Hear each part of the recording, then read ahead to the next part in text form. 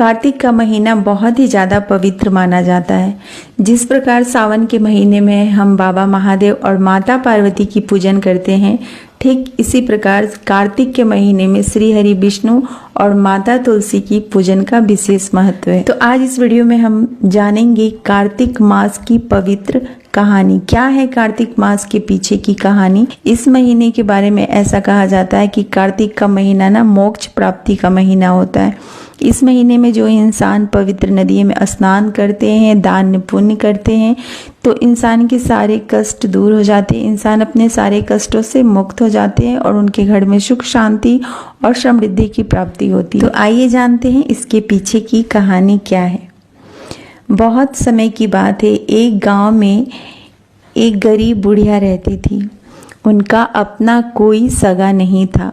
वो दिन रात कान्हा जी की भक्ति में लीन रहा करती थी और रोज सुबह गंगा स्नान करने जाती थी।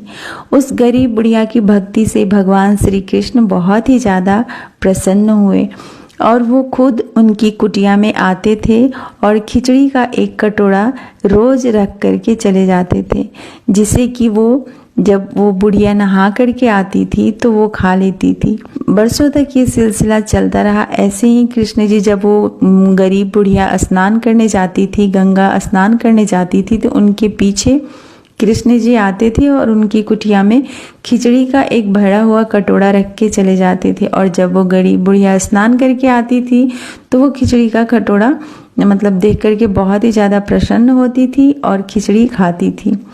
तो ये सिलसिला बहुत समय तक चलता रहा, लेकिन अचानक से उस बुढ़िया की जो पड़ोसन थी वो इस बात को देखी तो उसे बहुत ही ज़्यादा जलन हुआ, बहुत ही ज़्यादा जलने लगी बुढ़िया की जो पड़ोसन थी ये देखकर। तो एक दिन क्या हुआ, जब वो गरीब बुढ़िया गंगा स्नान करने गई तो श्री कृष्ण जी उनके घर की खिड़की पर खिचड़ी का कटोरा रख करके चले गए और ये चीज़ वो जो पड़ोसन थी वो देख ली।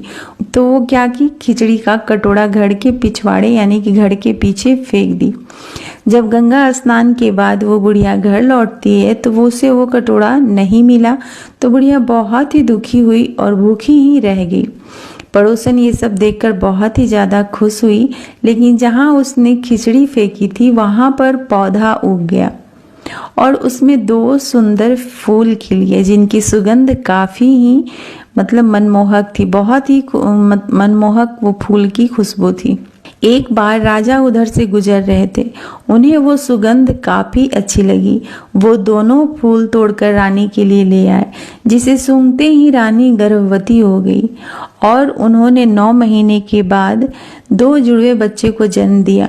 दोनों राजकुमार जब बड़े हुए तो किसी से बात नहीं करते थे, लेकिन अक्सर जंगल में शिकार करने के लिए जाते थे, जहाँ उनकी मुलाकात उसी बुढ़िया से होती है।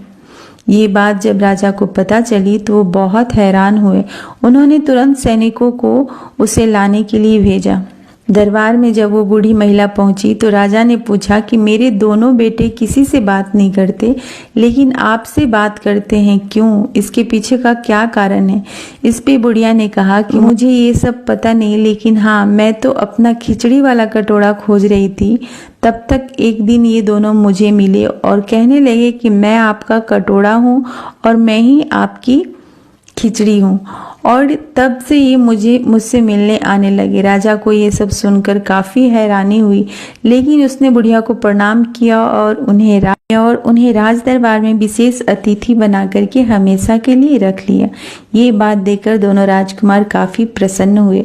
उन्होंने तुरंत राजा को प्रणाम किया और दोनों ने बोलना भी शुरू कर दिया।